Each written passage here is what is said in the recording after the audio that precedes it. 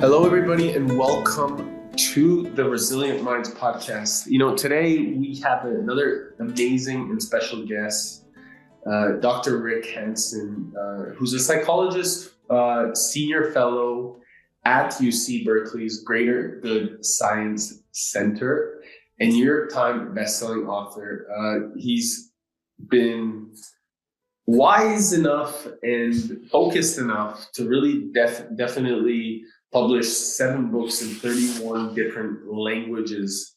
These are titles that include making great relationships, neurodharma, resilient hardwiring happiness, just one thing, the Buddha's brain, and Mother Nurture, with over 1 million copies in English alone. So he's been the founder and is the founder of Global Compassion Coalition and the Wellspring Institute for Neuroscience and Contemplative Wisdom, as well as the co-host of Being Well podcast, which has been downloaded over 10 million times now. He has over 250,000 subscribers in his online programs, has scholarships available for those with any of the financial needs. He's lectured at NASA, Google, Oxford, and Harvard, and has been an expert on positive neuroplasticity. His work has been featured throughout CBS, NPR, BBC, and other major media, and he began really contemplating and meditating in 1974, where he taught inside of his own meditation centers or different meditation centers. My apologies, worldwide. So yourself and your wife, Rick, live in Northern California. I'm excited to listen more about you and your 2 children and, how you're taking breaks from emails regularly. That's great to be here, Eric. And yeah, we live on a border because on the other side of the transparent fence in our backyard is open space for miles and miles and miles, rolling California foothills. And in my life, I've always been interested in borderlands, right? Just like life emerged, the kind of where the sea and the land met, or maybe where the volcanic vents in the bottom of the ocean appeared, and right there. And also cultures, East, West, coming together, young, old, intersections, full of opportunity, right? And I could see that's kind of where you practice yourself. So it's great to be here. Thank you. Thank you. I love how you're merging and how you speak of the merging, and all of a sudden here we are merging. I'm here learning from a great giant, and only can step on the shoulders of men like yourself that have done the work before us. So now same here. Yeah, same here. And it's just beautiful to listen and learn to one another. Because I do believe that this mirror that we get to observe and pay attention to, it gives us grace and excitement as we continue to go on the path of true freedom and fulfillment, so that we can magnetize this out, but then also attract it all in. Right on. That's great.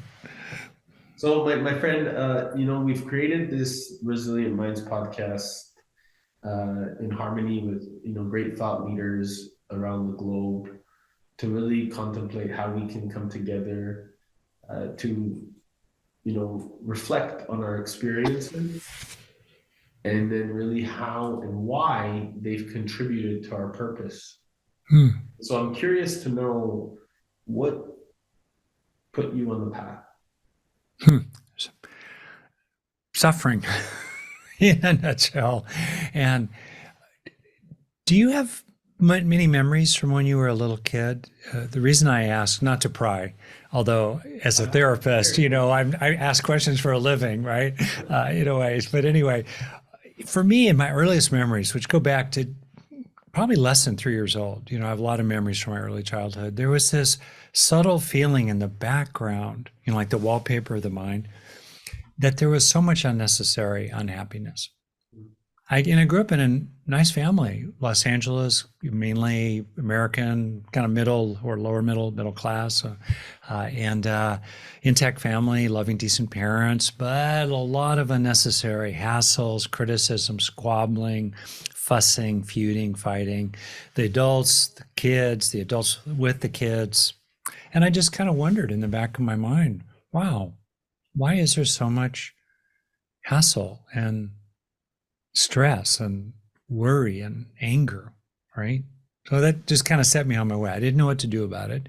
I was a very shy, dorky kid. I skipped a grade. I have a late birthday. I was very young going through school, started college at 16. And then I was like, whoa, what am I going to do? And that kind of set me on my way. I gradually learned to take in the good, to kind of fill that huge hole in my heart, and became one of the through lines, one of the major through lines of my career, how to actually take in the good and grow the good inside you. And along the way, I found it, I took a big ride on the human potential movement, did all kinds of wild, intense things in the 70s and 60s and even the 80s. And then along the way, I got a PhD in clinical psychology, had a lot of background in meditation, and gradually learned about brain science. So the combination of those three from the 1990s onward has been sort of the foundation in a lot of ways of my work.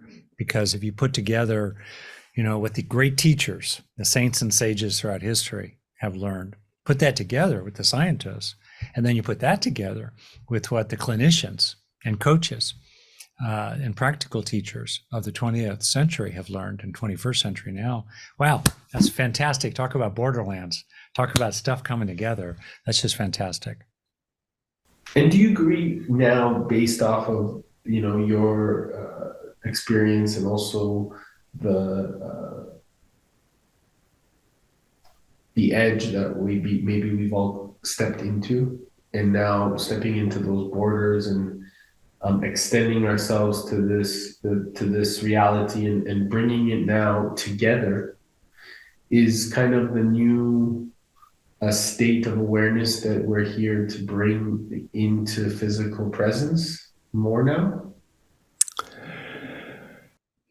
Eric, in a way, I don't know. I mean, throughout history, it's always been the best of times and the worst of times, for different people, right? And every new period in history seems pretty new, but actually we're living at a pace of change that's absolutely unprecedented. And I kind of feel like there are different ways people are handling that, and I'd love your take too. I think on the one hand, there are people like you, I believe, as I'm getting to know you, who enjoy the borderlands and bring things together. They're creating new syntheses. That's a good way to put it. New blends, new mixes of many things in the world together in ways that make us more resilient, like your work, right? Make us wiser and happier, more effective. On the one hand. On the other hand, I just see more and more people, when faced with sort of the complexity of the world these days, they like grab onto one thing, they bunker down around it, they live in that silo with other people who are really into that one thing, and they tune out the rest, and they don't have much sense of the whole. And often that one thing that they're grabbing onto, is not very good for them or good for the world altogether. And more generally, even if it's an okay one thing, you have all these different people stuck in their silos, talking past each other, not talking with each other, talking at each other. So that actually, you start getting even more divisiveness and more of a sense of fragmentation and fracturing through all kinds of things, social media, different, groups of various kinds. Then you have authoritarian demagogues who play on divisiveness and play on grievances to build up their own group loyalty in their own silo with their followers. It's concerning. So in a way, it's almost like a race. We're living in a race against time as the planet heats up. And, we're about to enter into a new round of countries arming themselves, including with AI and robotic military technologies. Quite scary. We're kind of in a race against time between, in effect, the forces that can help us come together as one single human tribe with 8 billion members, focused on the greater good, in which the many come together to regulate the few as needed, rather than the current societal structure that looks a lot like Game of Thrones, particularly in many parts of the world. A race between how do we do that? How do we come together in the face of the forces that fragment and divide us? What do you think? How do we come together? With compassion. And I think there's no replacement for virtue. That is such a freaking old-fashioned word, but I think it's a virtue to value virtue. What I mean by that is, I don't mean some kind of uptight, pissy, just say no, thing that's kind of snotty and domineering. And, as a longtime psychologist, when that gets going inside your own mind toward yourself, that's toxic. When it gets going toward other people with that judgmental, righteous, puritanical kind of controlling, that's not good either. But real virtue, like just a work ethic, trying, patience, generosity, restraint when it's called for, perseverance, like the I Ching says, is one of the great commendations. Perseverance furthers, no blame, right? Like, I think that's one. So I would say compassion and virtue, the two together, are just stand right out, obviously, as ways to come together. I also think we need to stand up against bullies. A very cool little detail about human evolution that you may already know about, it's really cool. It's that obviously we're primates, big monkeys, and 300,000 years old as a species, sitting on another 2+ million years of evolution, hominin ancestors who could manufacture stone tools. They were clever enough to do that, even though they had brains about a third our size. Brain has tripled in volume over the last several million years. Well, here's the scoop. Primates are not altruistic. They're selfish because it goes against the survival of individuals to share their bananas with each other. You know what I mean? Because if I share my banana with you today, will you share your banana with me tomorrow when I'm hungry? Chimpanzees don't do that. Gorillas don't do that, right? Why do humans do that? Humans do it because as we evolved a big social brain while living in small 40-member bands, basically, we gradually learn to recognize and call out and shame and even punish freeloaders. We came together inside our bands to call out people who are exploiting others and harming others and bullying others. And then the many could stand up against the few and say, cut it out, forget about it, or throw them out of the tribe. And without that capacity to identify and call out and frankly shame freeloaders and bullies, people who dump their costs downstream onto others, like throwing their trash out the window or dumping their emotional crap on other people and then just saying, what's the problem? If we're not able to call that out and be brave enough to call it out, then there's no reason for it to stop. And it'll just keep growing and growing. And so I would just name that as well as another thing. What do you think? I love that you're asking. I spoke with this morning, I had a podcast with Don Miguel Ruiz's son, Don Jose. And we talked about the 4 agreements. And so I really believe that actually it comes and stems from the 4 agreements, really be impeccable with your word, focusing on not taking anything personally. Don't make assumptions and always do your best, right? Which is really essentially what you're bringing to what you're sharing. Yeah. And it's so practical and it's so congruent. And then Don Jose, he talked about actually the 5th one, and he published the book, The 5th Agreement. Excuse me. About listening.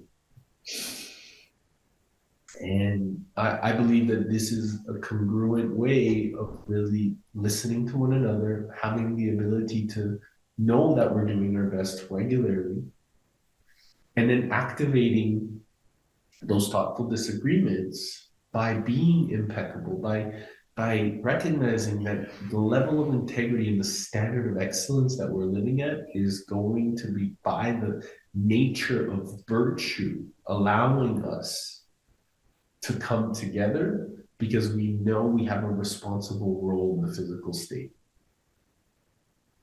And by being, not doing, by being, we allow ourselves to attract the community that we're destined to serve.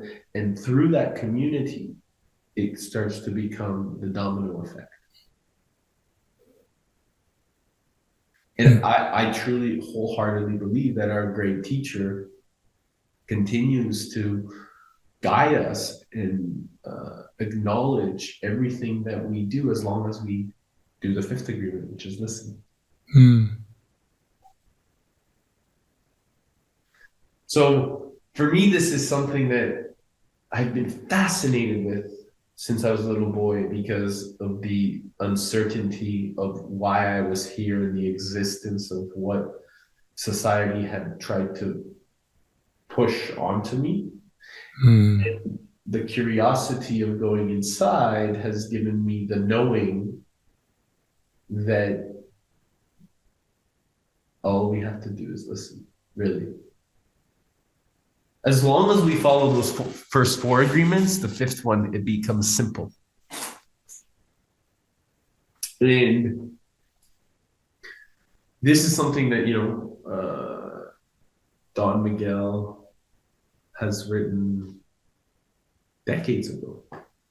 This comes from again, another great leader, great teacher that we get to listen and learn from. And I think that if more of us, like in your neurodharma, how you discuss how we get to decide the way our thoughts kind of are going to attract our physical reality, this is something that is imperative in the way that we move forward. So maybe we can really discuss, if you're okay with that, and the importance of having those thoughts of positive and negative is our decision. And we get to then, as a result, create that, what you created, neurodharma. So maybe you can elaborate on neurodharma and the importance of why you wrote that book right now, like when you wrote it. Yeah, if it's okay with you, and Please. It helps me. It also centers me in the listening mode with you. Sorry, I could respond partly by asking you a question. All right. So, when you are experiencing something that you want to grow inside, whatever it might be, how do you help it sink in?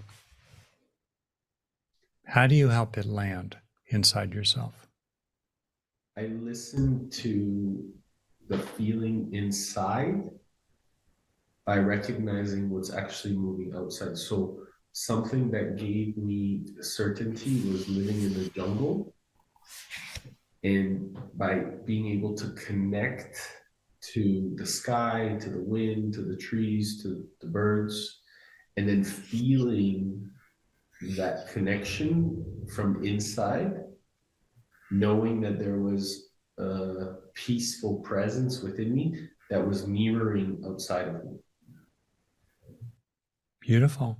And over time, did you develop that inner knowing and the feeling of that peacefulness? Did you develop it increasingly as a trait, as something that was more and more established in you that you could count on? Absolutely. So I needed to spend the 8 months within the jungle to completely silence the mind, because the mind was so conditioned. Yeah. Yeah. To really do a lot of the unlearning, Yeah. and a lot of things showed up, a lot of uh, pain and suffering showed up. Yeah. And as a result of working through that internally, it gave me the compassion for myself and the experience to step into more of a sovereign mindset of Mm. knowing that there is something greater always communicating. And so the less I actually started to look for external validation from the jungle, Mm-hmm. I recognized that it was actually all happening inside. And the Mm. more I started to see this consistent pattern, the more I started to recognize how my external world started to become the mirror of my internal reality. Yeah. Well, I'm glad for you, by the way. We never met before this conversation, and I feel genuinely glad for you. The value of that journey, and whose fruits are evident in you. So that would be an example of these three stages that the great Tibetan sage Milarepa talked about when he looked back on his whole life as an enlightened person, his whole life. He said, in the beginning, nothing came. In the middle, nothing stayed. In the end, nothing left. And from a neuropsychological standpoint, whether we're learning how to use chopsticks, or ride a bike, or, hold our tongue when it's appropriate in an argument, let's say, or speak our tongue when it's appropriate in an argument, even though maybe we're scared to. Anything that we develop, anything we learn, involves a physical change inside the nervous system. No physical change, no learning. We might be able to be in that second stage. We're able to have experiences of centeredness or inner quiet or love or self-respect, commitment to exercise, commitment to sobriety, whatever we're experiencing it, but it doesn't last. All right, that's the second stage. And then in the final stage, we help that experience gradually change our bodies so that we take the fruits with us wherever we go. That's the fundamental process. And you lived it deeply. And I think my sense of you, honestly, Eric, is that you have a natural gift for learning, for taking in what you're experiencing. While for most people, frankly, it washes through their brains like water through a sieve. It was momentarily a useful experience in meditation or conversation or therapy or on LSD or anything. But then they're the same the next day. There's no movement from state to trait. And in my own work, I've really focused on what people can do based on scientific evidence to change their brains in lasting ways. How do we create the good that lasts? That's what we want to do, right? Whatever that good, quote unquote, might be for a particular person. And you did a number of the things that I can tell you research supports. You knew it from the inside out. You didn't need an MRI, but still, it's kind of helpful to appreciate. For example, you were having pretty intense experiences, partly by virtue of being in the jungle, isolated, pulled away. You were outside of your normal verbal chatter and activities. I imagine those experiences were pretty intense. Well, intensity is one of the 8 major factors of emotional, somatic, social, somatic, emotional, motivational, heart learning, intensity. So you open to the intensity. Another, you really felt it in your body, right? I feel it now as you speak. Yeah, you're a real body person.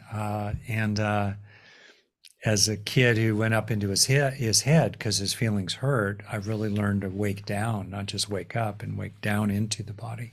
So that's the second thing, really to feel the experience in the body. That's another factor of lasting learning. People can be listening here. Anything you want to grow inside, first you have to experience it. But to turn that state into a trait, to move from the second to the third stage, you have to help it sink in, because meanwhile, the brain has a negativity bias.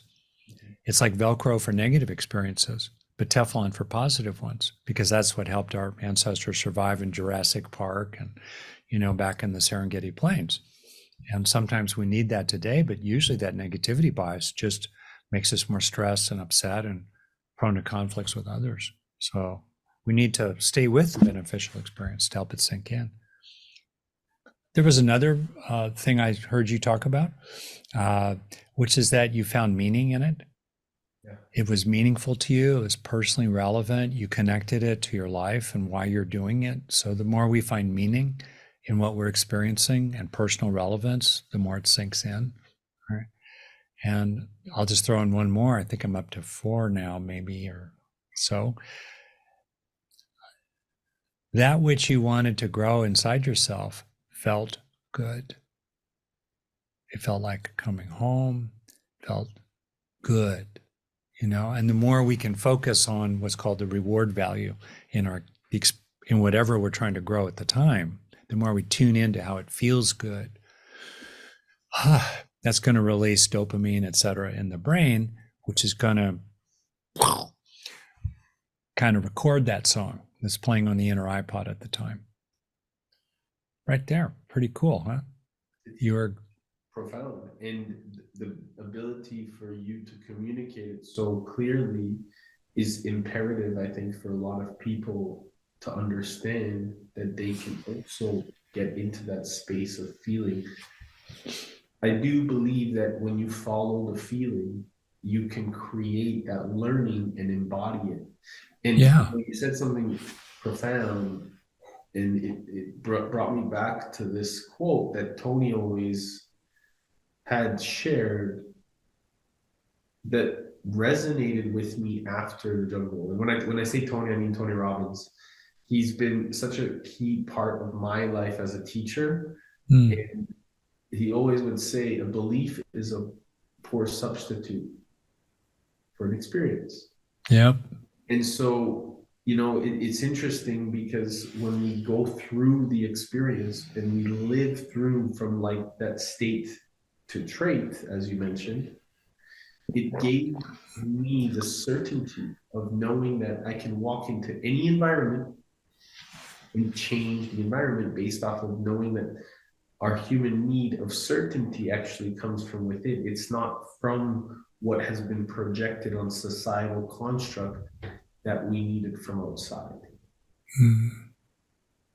And this to me gave me a knowing of the meaning of my life, because I was at a very young age struggling with why I exist. And I think a lot of people struggle with purpose, meaning, why they're here. And they settle. Yeah, exactly. I feel really young. I feel like internally I kind of move between 9 and 29 internally, and I like that you're doing there with your hands. And I'm an aging rock climber, so I'm still, I see that, and I still, that said, the body does get older, right, over time. And so when I'm kind of more and more, I think I've passed the midway definitely in my life, unless they're going to have some serious medical breakthrough. When I look back on my own life, you're and the lives of others, okay, I think it's really important to know your why. What's your why? And for me, there are these sort of 3 major whys that are enough to not kill myself, because I contemplated that, actually. I wasn't horrible, but it was like, wow, why? Am I allowed to swear on your podcast? Of course, bro. This is okay. Like, why am I still fucking around? It's dealing with this shit, right? I was in my late mid 20s and really like, if I could feel like crap, I could feel this crappy, this horrible at any time, why fucking stick around? I wasn't hyper depressed, and I want to really acknowledge there are depths of suicidality. I speak as a clinician that are much greater, and my statement to anybody, while I reserve the moral right for people,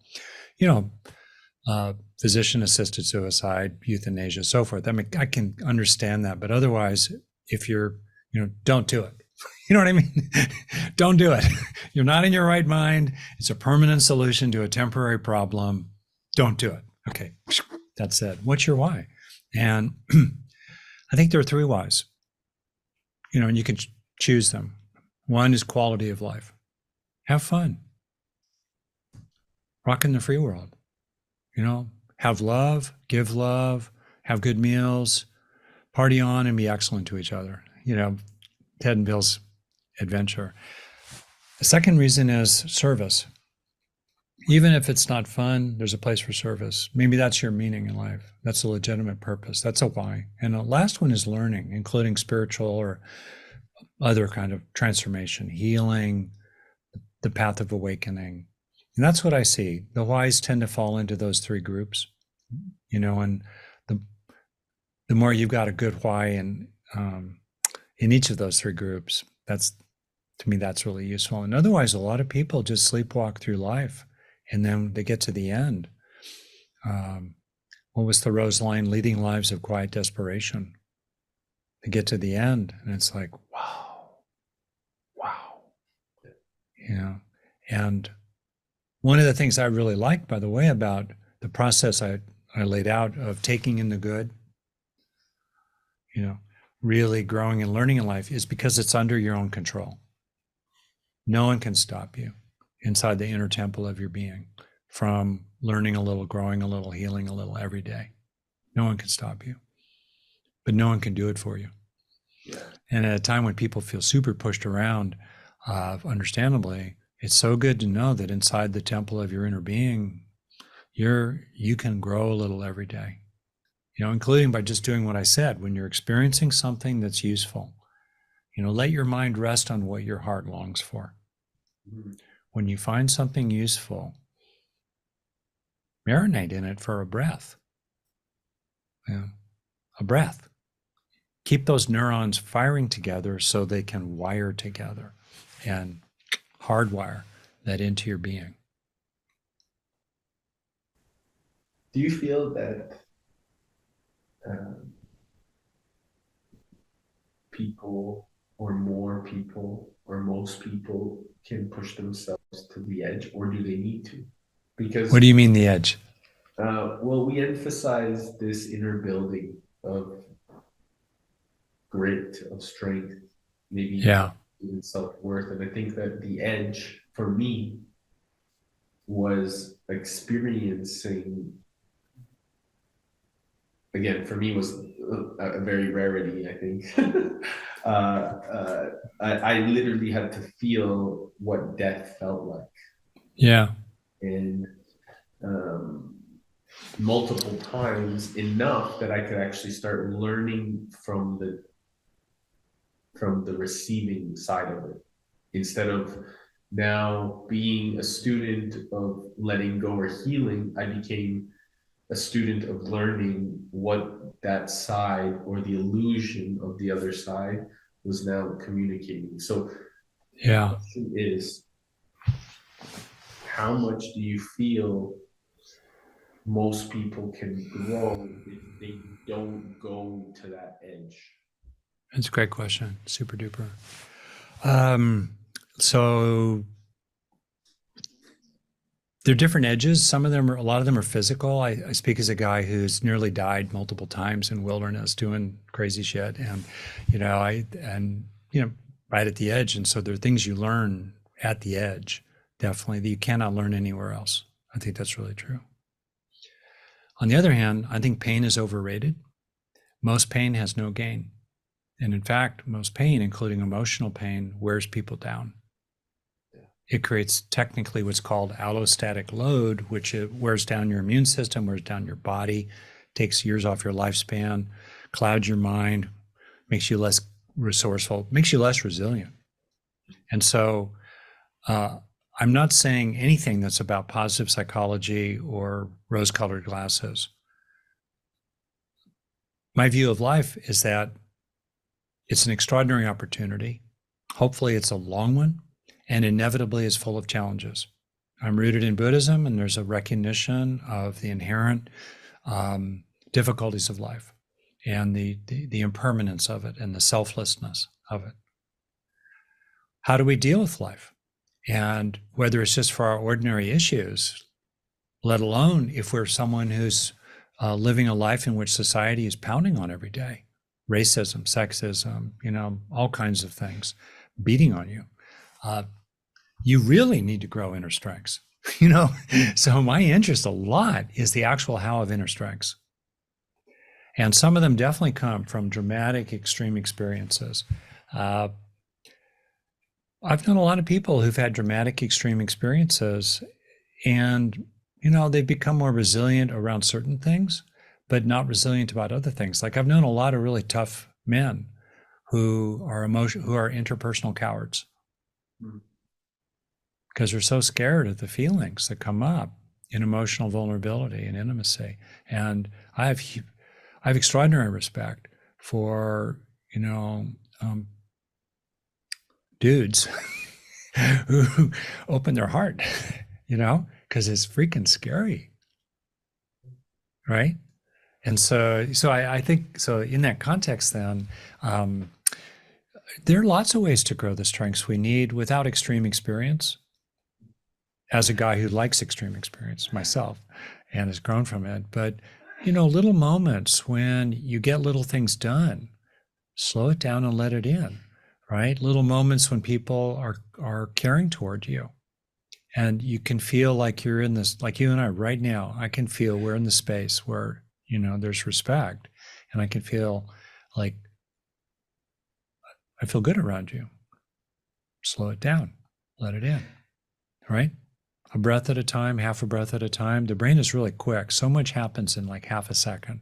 If you just give it a few seconds, let it sink in, but don't waste it on your brain. A lot of little moments like that add up, and then some big ones too. So I guess that's my quick summary. Make use of the little moments. There are lots of them in your day, and look for the big moments as well.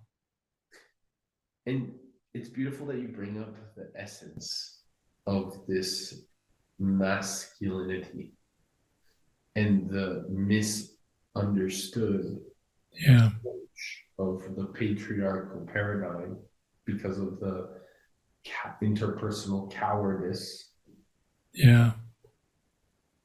And so I believe genuinely that this is an opportunity for men to tap into their true feminine nature, and knowing that there's an opportunity for them to trust in the feelings of their body.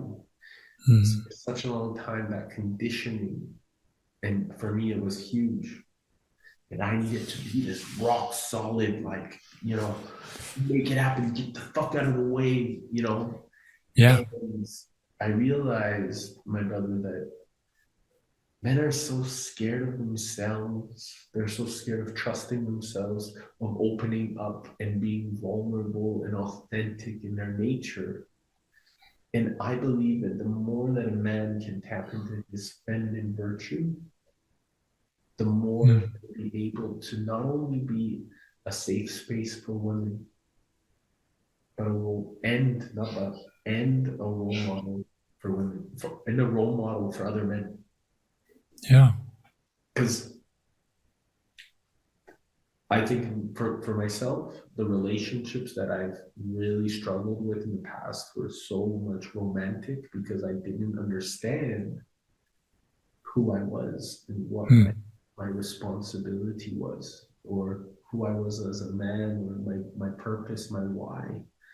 And I know that the beautiful women that came into my life, all they wanted was me to be loving and compassionate and sweet. That's right.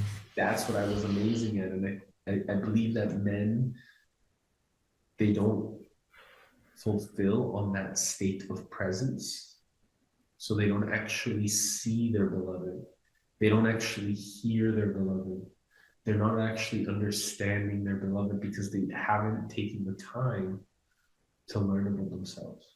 Yeah. I think it's beautifully said. And, you know, there are different kinds of people. There are natural differences of personality type, temperament, a kind of a person, you know. And one thing I pay attention to is I think it's important to not make a general rule out of our own personality and kind of apply that to other people, because they're different paths, you know, different people have different paths, you know, definitely true. That said, I mean, two things pop out here. One, and I speak as a guy who's done a lot in kind of high-end wilderness athletics, and also been in business, also a longtime couples counselor. I'm heterosexual. I've been married 41 years through thick and thin, definitely some thin. And here we are, so good. So from that perspective, I guess I've just kind of seen first that for a lot of men, just like I loved what you said there, they don't trust themselves. They don't have confidence that they're just okay as they are. So because that there's that underlying sense of I got to keep proving myself, I got to keep comparing to the other dudes, you know, I got to be the lead dog and all that. I got to get sucked in the dominance game, otherwise I'm going to be knuckling under to them and I'm such a pussy. Blah blah blah blah blah blah. You know, all of which come from self-doubt and lack of clear seeing. You're not seeing the fact that you're already a freaking solid good guy. You can count on that. And it's okay to make a mistake from here and there. You can trust that you will repair it. Relationships are repair. You can trust that you will repair it, right? So then if you can trust yourself in that way, you can afford to lower your guard and you can open up more into, again, I want to super tip my hat to what you did in the jungle, because you were like, you trusted yourself enough to cast loose from the familiar moorings of everything you knew and open out into mystery. You know, ready to be just blown open. And right? Whoa, that was awesome. So again, can we trust ourselves enough to just open into depths and intimacy and, you know, and curiosity and becoming different? That stands out for me. There are a lot of men. And the other is a lot of men, a lot of the harms that are done in the world travel through male bodies. And I'm just saying that as a fact. I think the male capacity to protect and defend, which I respect immensely, can be easily manipulated by social forces, including playing on grievances. That said, you know, a lot of violence, a lot of atrocity. It's so important. Yeah, exactly right. It runs through male bodies. So I think really tracking that and increasing compassion in men for themselves and for others is such a path. That's a little pitch here for the Global Compassion Coalition and my buddy, Dr. Daniel Ellenberg, who is at the heart of what's called the Men's and Boys Compassion Initiative, to grow the power of compassion. You know, that's the strong heart, the open heart, the good heart, the strong heart, whatever you want to call it, in boys and men for themselves and for those around them. Yeah, while still being a dude, you know, in whatever ways you like, you know. Honestly, this is the most important, and I think so many men and boys need this to understand that it's that state of compassion that is ultimately the highest form of intimacy, so that as a result you can go out there and really be the leaders, because leading is actually about leading yourselves first. And so Yeah, you can really hone in on that even more. And I'm all in. If there's anything that I can do to support you guys, please. I want to be of service and support. This is something that, you know, we as a humanity must make happen. Margaret Mead, if that rings a bell, this anthropologist in the, I don't know, the mid last century, she said the test of a civilization is how well it socializes the warrior male. That's really provocative, isn't it? It goes back to King Arthur and how he took these knights who were wandering around raping and pillaging, and he said, "Hey, let's create chivalry. Let's do good. Let's use your powers, and also let's joust and get our yayas out and whatnot. But we're here to make things better, not just rip them apart, right? So how do we socialize that? How do we I think on the one problem with society is we are trying to domesticate people too much in many ways. So then this kind of savagery comes out around the edges. And I think it's important to include the wild. This goes back to borders that we talked about, borderlands, intersections. How do we include the wild? How do we include the wilderness in the city? How do we include that which is wild within ourselves while being appropriately regulated, and functional with other people? And to me, it's important to include that, absolutely, but to do it in a way that does not create harms. Absolutely. And Socrates said, it's not about breaking down the old, it's about building the new. So let's make it happen, my brother. That's good. That's very good. It's time. We're here. I have so much energy for it. Oh yeah, it's cool. So let's make it happen. All we need to do is just put more of us together, and we've got what it takes, right? So we are a team. We are one. We know what we need to do, and let's just do it. That's all it takes. So for anybody that is wanting to know as well how they can connect with you or how they can get more involved in any of the initiatives that what can they do to reach out to you and connect? Yeah. My book, Making Great Relationships, it's super solid. It's super practical. It's got 50 specific things you can do to make things better. For me, it feels very guyish. My wife laughs like, "Oh yeah, Rick, you have a checklist." Well, yeah, I actually do have a checklist. What's wrong with that? But they're all short chapters, very practical. So I would suggest if anybody's looking for something that they can draw on, that's grounded in a lot of experience, makes a lot of sense, and it's practical, Making Great Relationships. Second, check out the Global Compassion Coalition. Really. Man, we're doing this conversation. What is it? November 8th, something like that, 2023. The Middle East is erupting, atrocities, horrible things, civilians dying on all sides, right? Children, terrible stuff. And we need to find ways to come together, just like you said, at a scale that's big enough to be strong enough to make the world we long for. And that's the vision of the Global Compassion Coalition. Everybody's welcome. Over 100,000 people and organizations have hopped on board just in the last 6 months, and it's growing rapidly. I'm going to reach out to you actually later, Eric, to involve you with it. I think it'd be very cool. Everybody's welcome. Doesn't cost a nickel. It's free to join. And I think back, what have we learned from our ancestors? That's the other thing. I'm the founder, but the chair of our board is Mempela Rempeli, an activist from South Africa, historic figure actually. And she says we need to become indigenous again, right? I mean, you know that, truth of that. And I just think what made our small bands work so well inside the band, we were pretty brutal toward other bands, but inside the band, they were grounded in what's called caring and sharing, compassion and justice, unlike any other primate species, actually. We came together, right? We came together for the greater good, the common good. And I'm with you, man, about how can we do that in the world today? Using technology, podcasts like yours, the internet, social media, entertainment, role models like you and others.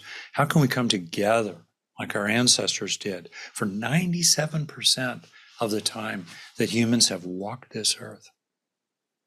I don't know where you live. It sounds like you're maybe from Canada. I don't know. I'm from Canada, in Australia right now. Yeah. I live in Northern California, born in Stillwater, Oklahoma, like the name of that town. And I live in Northern California at the bottom of a nice watershed, a suburban area, still on the edge of open space. And I know the Miwok people and other native people have been walking through my backyard for 10, 15,000 years, right? What can we learn from them about how to live together, grounded in compassion and justice? And this is now our responsibility. I think that the indigenous have been plugging away and wanting to serve for such a long time. And it's time to bring that level of wisdom and abundance into what most people in this world think is abundance, and really utilize that in business and entrepreneurship, in creativity. Because I feel that there is no better time than now, because it's all we have. My brother, That's right. Good talking with you. If you had 3 days left to live, what would you do? Pray, love, let go. Rick, honestly, it's been a gift. I really appreciate your wisdom, your flow, and your knowing. It's a pleasure to know you, and I'm excited because I feel like this brotherhood is going to translate something new and really meaningful into what's coming into the next decades. Yeah, that'd be great. I have a friend who says, all hands on deck. Right, the storm's coming. Hey. All right, bro. You take care. Hey, everyone, and thank you so much for listening to The Resilient Minds. I hope you enjoyed the show. Please make sure to go comment and like and follow us on iTunes or Spotify. And please make sure that if you really love this, to share this episode. And make sure that you're inviting all your friends to like it as we continue to unfold what the beauty of our minds does. More importantly, how powerful our heart level of intelligence can be when we combine our heart and our brain together. And more importantly, make sure you take the time to take a look at what we're doing at Balanced Media Ventures and how we can actually really support you in doubling your impact, your income, and your influence, and how you can bring your life's greatest vision into your purpose and create it from that level of reality. Talk to you soon.